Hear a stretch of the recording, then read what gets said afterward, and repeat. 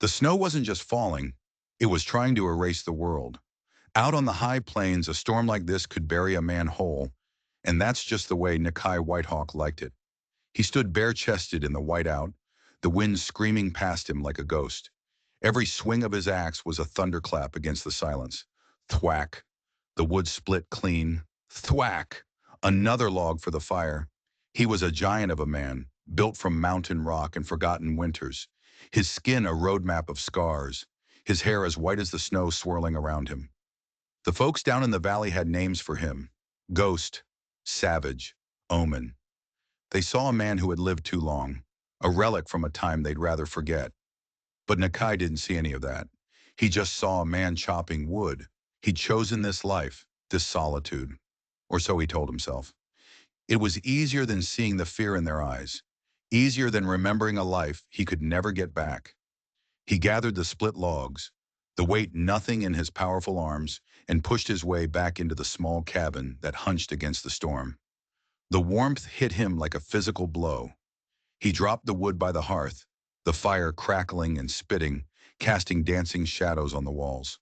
He sat on a rough-hewn stool, the silence of the cabin pressing in. It wasn't a peaceful silence. It was an empty one. No laughter, no voices, just the groan of wood and the howl of the wind. 45 winters.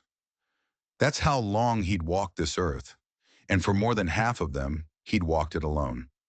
He stirred the fire, sending a shower of embers up the chimney, and that's when he heard it. It was faint at first, almost lost in the gale, a sound that didn't belong, not a knock, more like a thud, like a body hitting his door. Instantly, his hand was on the hilt of the knife at his hip. He moved without a sound, a predator in his own home. In one fluid motion, he yanked the heavy door open. A wall of screaming snow and wind blasted into the room, and there, crumpled on his doorstep, was a figure, a young woman. She was half buried in a snowdrift, her dress soaked through, her auburn hair crusted with ice. Her lips were blue, her skin the color of ash. She was clinging to herself, a fragile thing in the face of the storm's fury. She looked barely 20 years old. For a heartbeat, Nikai froze. No one came this far up the mountain. No one dared. He bent down, his movements surprisingly gentle, and lifted her into his arms. She weighed almost nothing, light as a bird. But as he cradled her against his chest, her frozen hand shot out and gripped his shoulder. A grip of surprising strength, a grip of pure desperation. He carried her inside, kicking the door shut against the storm. He laid her gently on a pile of furs near the fire, his big hands carefully brushing the snow from her skin. Her breathing was a shallow, ragged whisper. He worked fast, stripping away her soaked shawl, wrapping her in a thick, dry hide. He stoked the fire until it roared, the heat washing over her still form.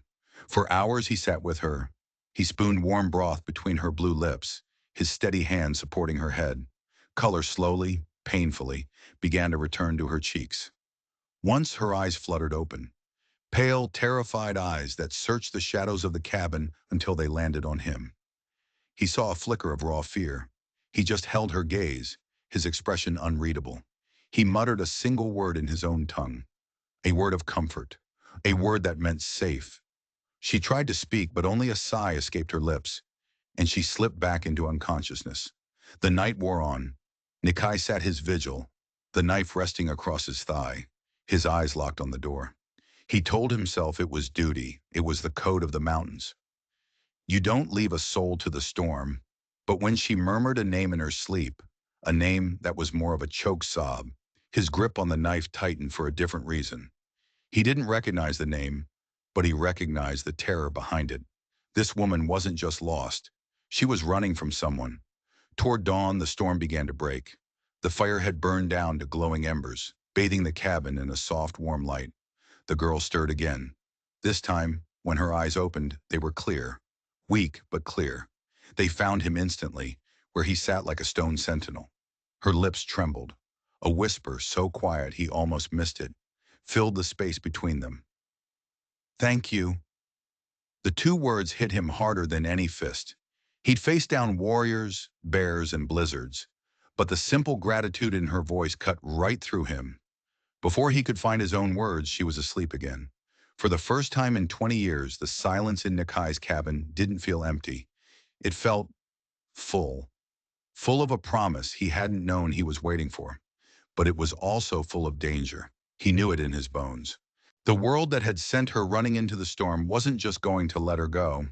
And as he looked at her sleeping face, a truth he'd buried long ago clawed its way to the surface. He wasn't just too old for the world. He was terrified of it.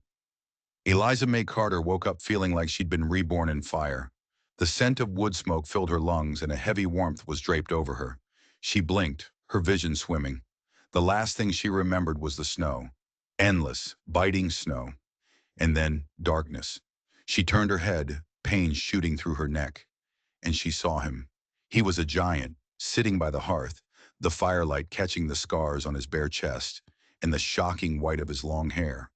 A wicked-looking knife lay across his lap. He didn't seem to be watching her, but the moment she moved, his dark eyes snapped to hers. Her throat was sandpaper. "Water!" she rasped. In an instant, he was beside her, a clay cup in his hand.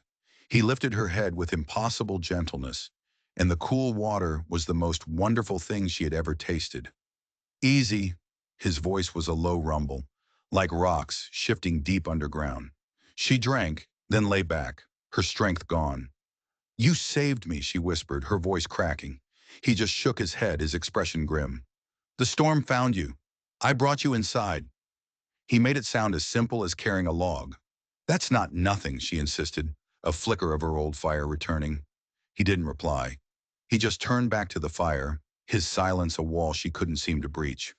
Who was this man? This ghost of the mountain? "What's your name?" she asked, her voice a little stronger now. He hesitated for a long moment, as if the name itself was a burden. "Nikai Whitehawk." "I'm Eliza May," she offered, but he didn't seem to hear. His focus was entirely on the flames, as if he could see something in them that she couldn't. She spent the next few days in a haze of sleep and broth, slowly regaining her strength. Nikai was a constant, silent presence. He moved with a quiet efficiency, tending the fire, preparing food, mending his gear. He never spoke unless she spoke first, and even then, his answers were short, clipped. She learned more from watching him than from anything he said. She saw the way his hands, though scarred and calloused, could be incredibly gentle as he stitched a tear in a hide. She saw the way his eyes would constantly scan the tree line outside the window, always watching, always waiting. One afternoon, as she was finally strong enough to sit up on her own, she gathered her courage. "Why do you live up here? All alone?" His back was to her, his massive shoulders tense. His answer, when it came, was rough. "Because the world said I should." The bitterness in his voice startled her. "That's no reason," she said softly. "It's enough," he shot back. His hands, which had been sharpening his knife, stilled. He let out a long, slow breath, the sound full of a weariness that went bone deep. In a quieter voice, almost a confession, he muttered, "I'm too old for the things that keep men among others. Too old for a woman's kindness. Too old for love." The words hung in the air, heavy and cold. She saw it then, the truth he tried to hide behind his silence and his scars. It wasn't age that kept him here. It was a wound so deep it had never healed. She felt a strange kinship with him then, this broken giant. She knew about wounds that didn't heal. She whispered so quietly he might have thought it was the wind, "I don't think age kills love. I think fear does." His head snapped around. Their eyes locked across the firelit cabin, and for the first time, she saw something other than sorrow in his gaze. She saw a flicker of shock, of recognition.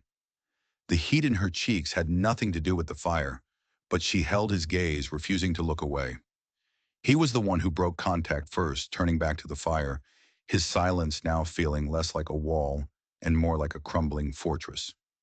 He thought his story was over, but Eliza knew with a certainty that terrified and thrilled her, that a new chapter had just begun, and the monster from her old life was not far behind. She could feel it. He was coming. Strength returned to her body with the passing days. The cabin, once a strange and intimidating place, started to feel like a sanctuary. Nikai taught her things, not with long lessons, but with simple actions. He showed her how to track a deer in the snow, how to read the clouds for a coming storm, how to split wood with one clean strike. There was an easy rhythm to their days, a silent understanding that grew between them. He never touched her, not unless it was to help her over a fallen log or steady her on an icy patch.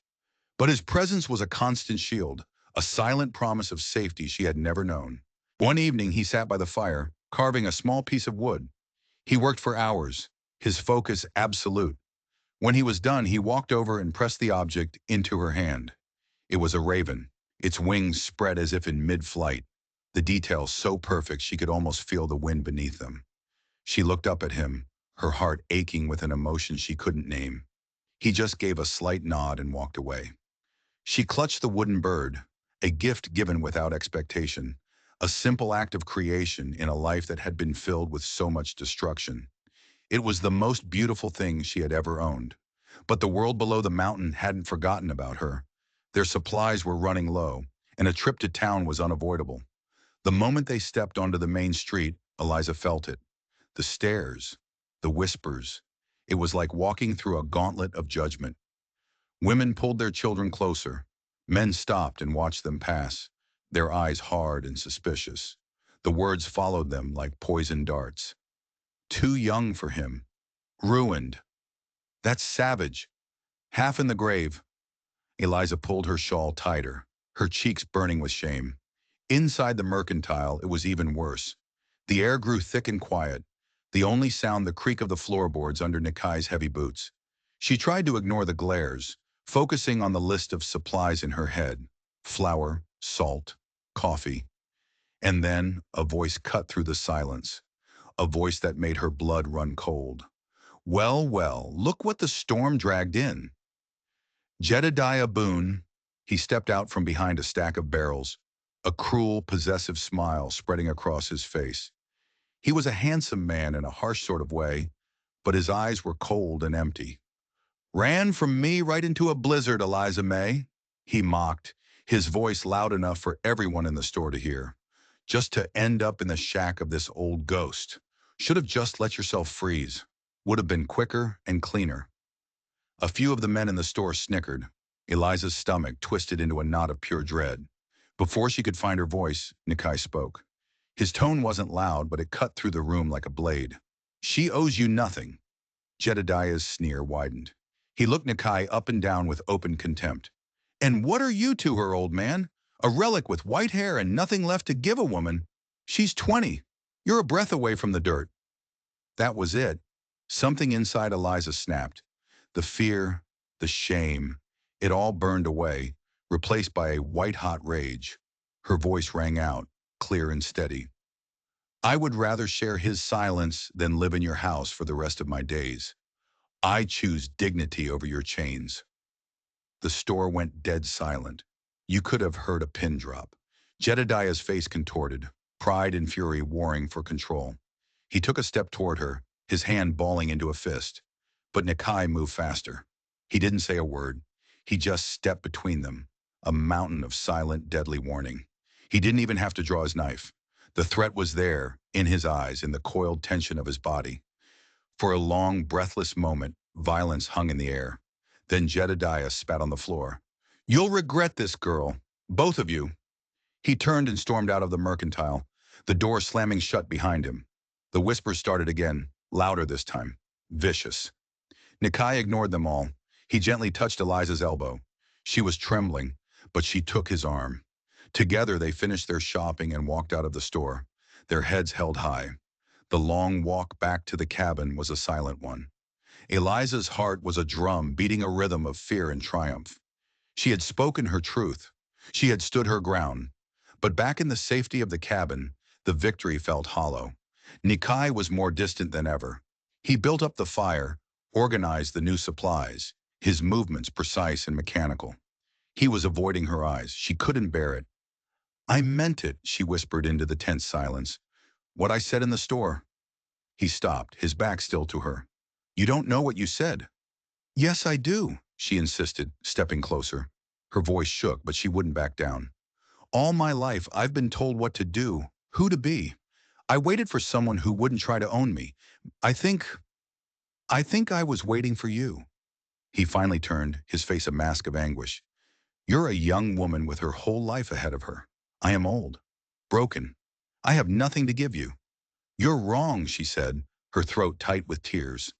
She closed the space between them and gently laid her head against his powerful arm. Her whisper was as soft as falling snow.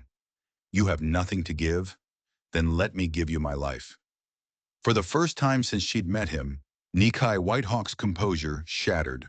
Raw, naked longing warred with a lifetime of sorrow in his eyes. He opened his mouth to speak, to push her away, to tell her it was impossible. But before he could utter a sound, a different noise cut through the night. The sharp clatter of hooves on frozen ground. A lot of hooves. Jedediah was back, and he hadn't come alone. And he wasn't just coming for her. He was coming for everything. The second storm hit without warning. One minute the sky was clear and full of cold stars. The next the world was a screaming vortex of wind and snow. The cabin groaned under the assault, the timbers shaking as if a giant hand was trying to rip it from its foundations. Nakai was stuffing logs into the firebox, the flames roaring in defiance. Eliza was frantically pushing rags into the gaps around the window frames, her hands shaking. But it wasn't the storm that terrified her. It was the sound that rose above it, the thunder of hooves, the angry shouts of men, and then Jedediah's voice bellowing through the gale. White Hawk, give her up. She has a debt to pay, and no savage is going to keep her from it. Eliza's blood turned to ice. A debt? What was he talking about? She looked at Nikai. He stood motionless, a shadow carved from granite, the firelight glinting off the long knife in his hand. His chest was bare, his white hair whipping around his face like the storm itself. He didn't speak. He didn't have to. With a grim finality, he strode to the door and threw it open. Snow and ice exploded into the cabin, a blinding, chaotic swirl. But Nikai's massive frame filled the doorway, an immovable object against the storm's fury. Eliza scrambled to his side, clutching the door frame to keep from being blown away. Through the blizzard, she could see them. Jedediah sat on his horse, flanked by 4 other men. They all had rifles, the lantern light flickering off the cold steel barrels. Step aside, old man, Jedediah snarled, his face twisted with hate. She has a contract to fulfill, a contract signed by her own father. A contract? Eliza's mind reeled. It couldn't be. Her father, he wouldn't. Nikai's voice was a low growl, barely audible above the wind, but it carried an authority that made the other men shift nervously. She belongs to no man. She makes her own choices. Then let her choose. Jedediah laughed, a nasty grating sound. He held up a piece of paper, waving it in the wind. Her or your land, White Hawk. The deed to this mountain is forfeit if you harbor a debtor. It's all in here, signed and sealed by the magistrate. The breath left Eliza's lungs. It wasn't just her. He was trying to take everything from Nikai.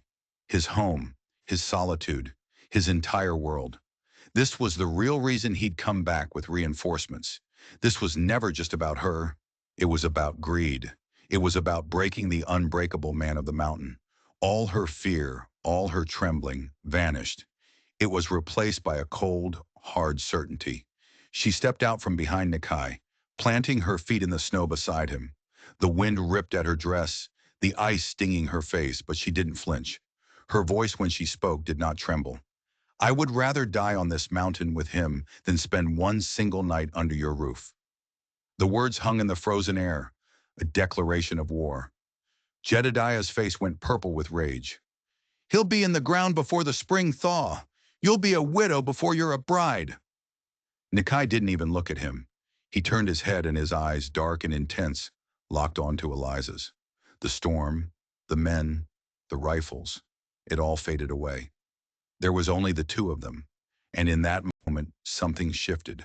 A wall that had stood for 25 years came crashing down. With a suddenness that stole her breath, he reached out and took her hand. His grip was firm, warm, and absolute. He turned back to face Jedediah, his voice now booming over the blizzard, a sound of pure thunder. She is mine, and I am hers, not by contract, not by chains, by choice. Now get off my mountain. For a second, nobody moved. The gunman looked at Jedediah, then at Nikai, then back again. They hadn't signed on for this. They saw the look in Nikai's eyes, the look of a man with nothing left to lose and everything to fight for. One by one, they lowered their rifles. Jedediah saw it too. He saw his power over them evaporate into the storm. He let out a string of curses, yanked hard on his horse's reins, and plunged back into the swirling whiteness, his men trailing reluctantly behind him. They were gone. The only sound was the howl of the wind. Nikai's hand was still wrapped around hers. Her whole body was shaking now, the adrenaline fading, leaving a bone-deep cold in its place. Tears streamed down her face, freezing on her cheeks. She looked up at the giant beside her, her vision blurred.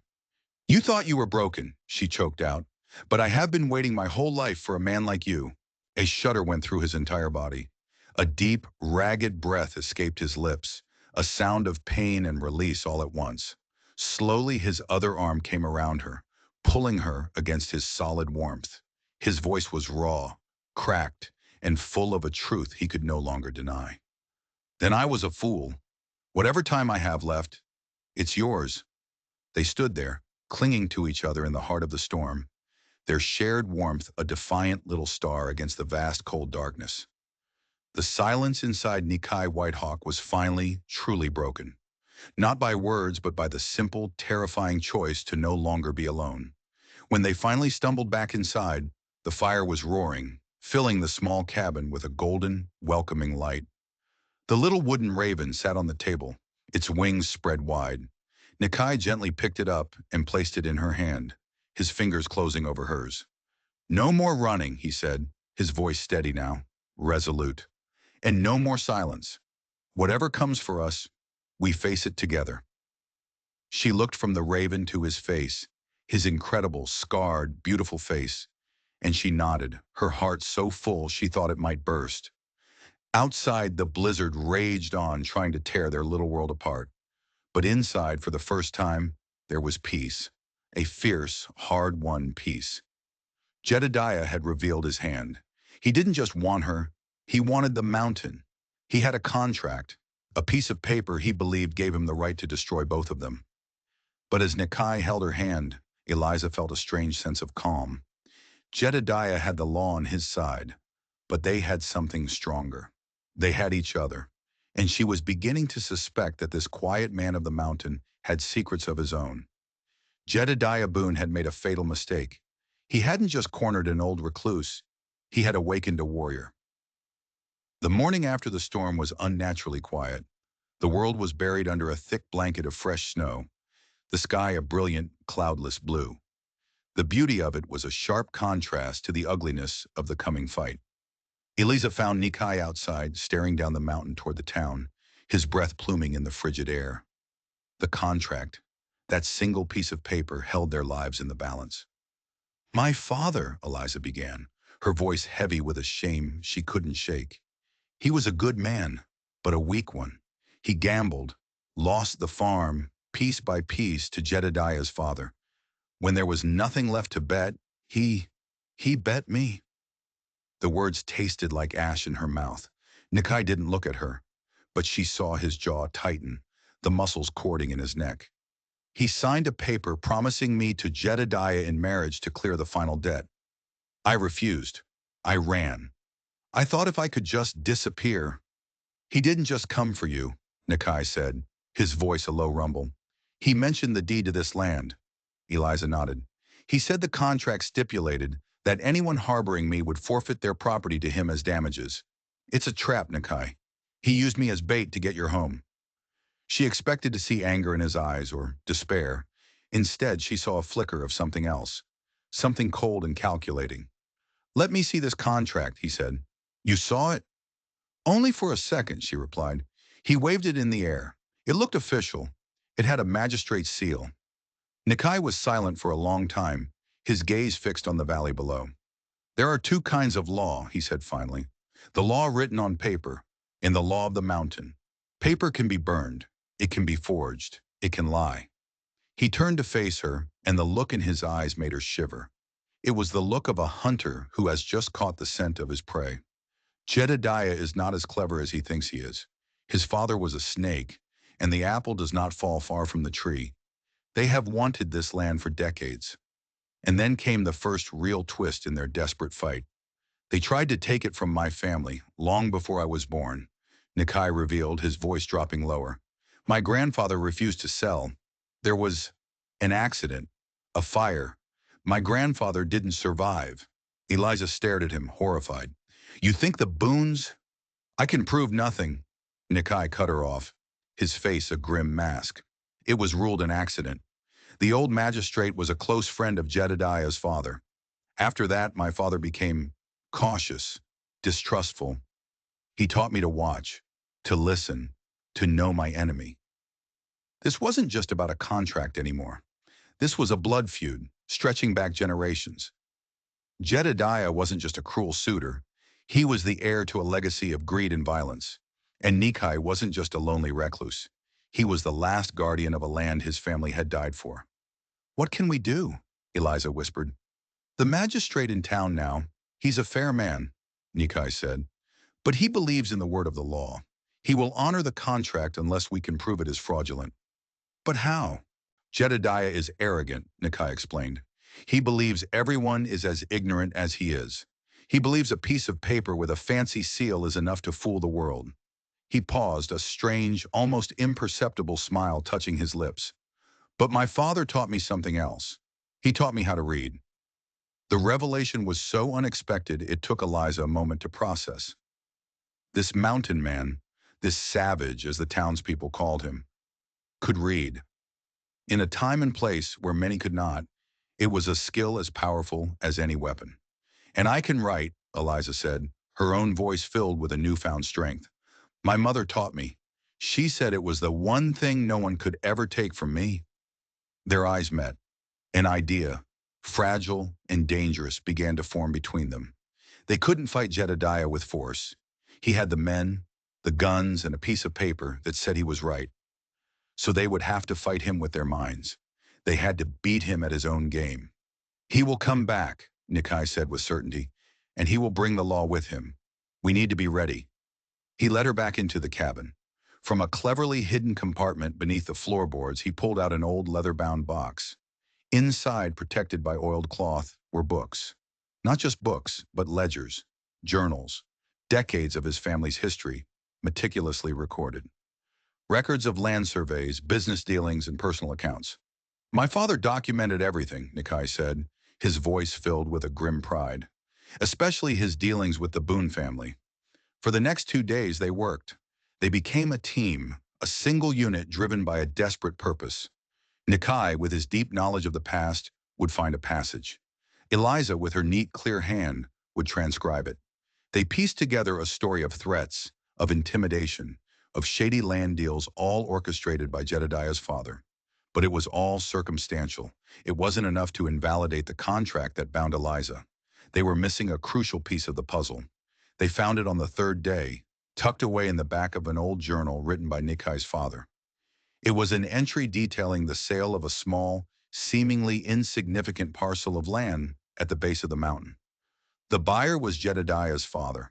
The entry was dated and it mentioned the specific magistrate who had overseen the sale. It was the same magistrate who, years later, would rule Nikai's grandfather's death an accident. That wasn't the smoking gun. The smoking gun was a small, almost casual note at the end of the entry. Magistrate Thompson, the entry read, celebrated the sale with a new horse, a fine black stallion, a gift he claimed from his dear friend, Mr. Boone. Bribery, it was right there, in black and white, a corrupt magistrate. This changed everything. It cast a shadow of doubt on every official document the Boone family had ever filed, including the one Jedediah was waving around. But it still wasn't enough. They had proof of past corruption, but how could they connect it to Eliza's contract, which was overseen by the new, supposedly honest magistrate? We're still missing something, Eliza said, her heart sinking.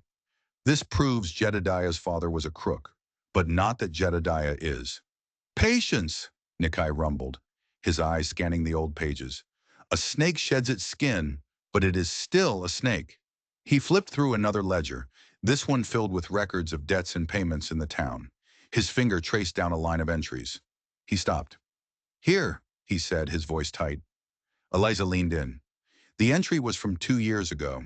It was a debt owed to Nikai's father by Eliza's father. A small sum for seed and supplies.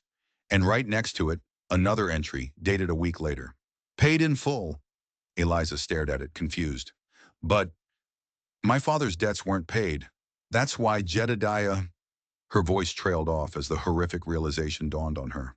Your father's debt to my family was settled long ago, Nikai said, his voice like ice, which means the debt that Jedediah claims is a lie.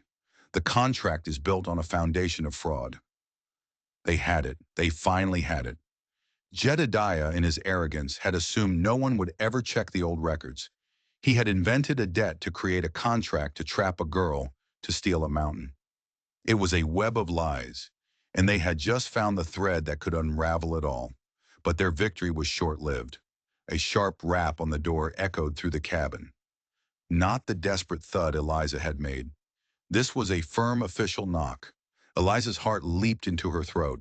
Nikai looked at her, his expression grim. He carefully placed the ledger back in its box and slid it under the floorboards just as the knock came again, louder this time. Nikai Whitehawk, open up! In the name of the law! It was the new magistrate, and standing right behind him, a triumphant smirk on his face, was Jedediah Boone. They were too late.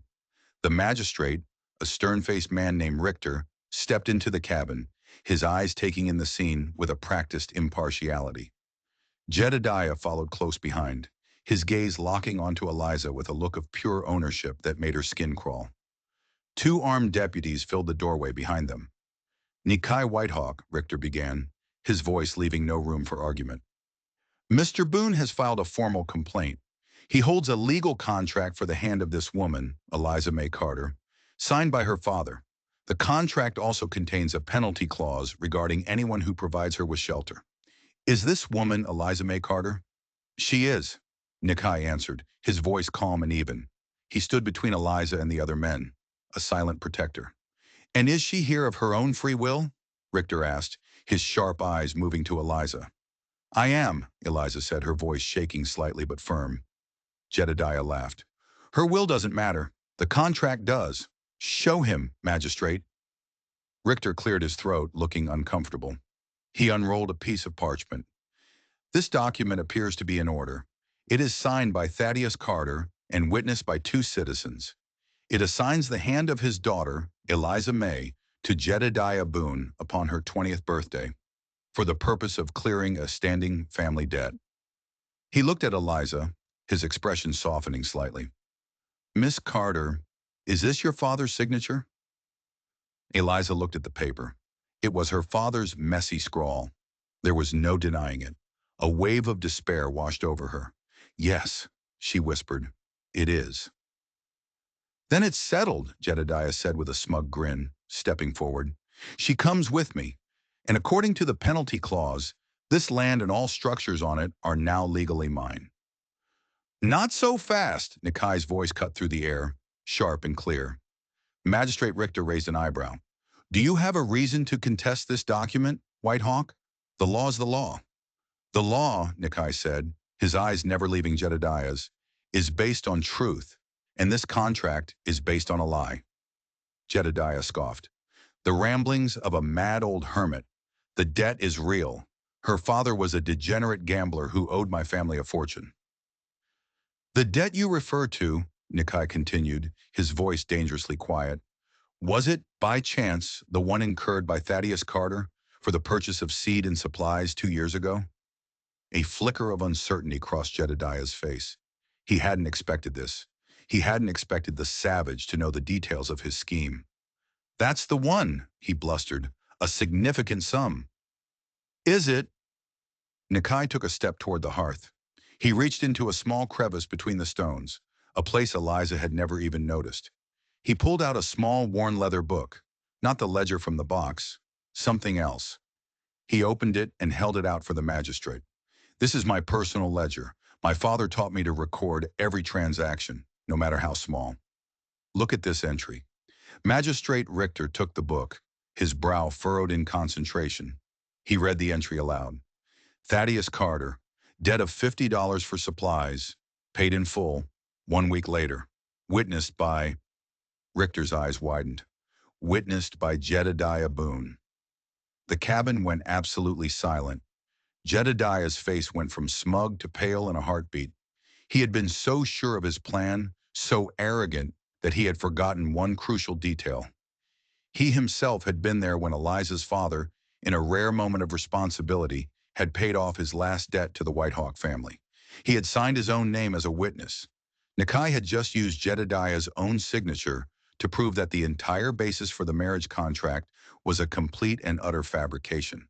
This, this is a forgery, Jedediah stammered, his eyes wild. He's a savage. He can't even write.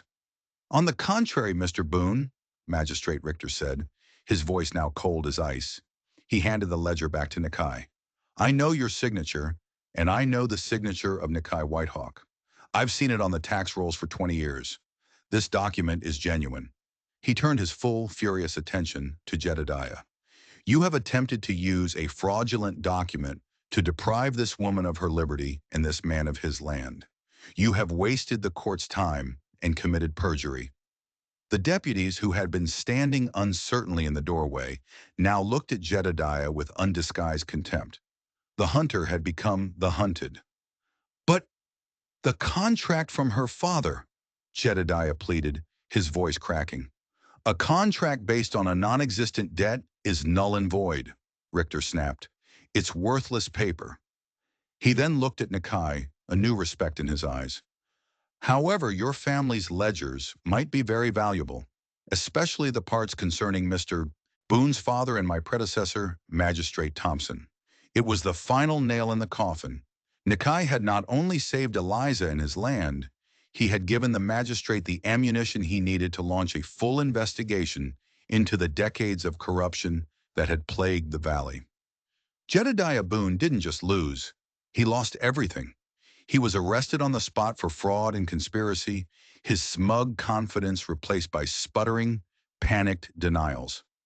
As the deputies dragged him out of the cabin, he shot one last look at Eliza and Nakai, a look of pure, venomous hatred. But it was powerless now.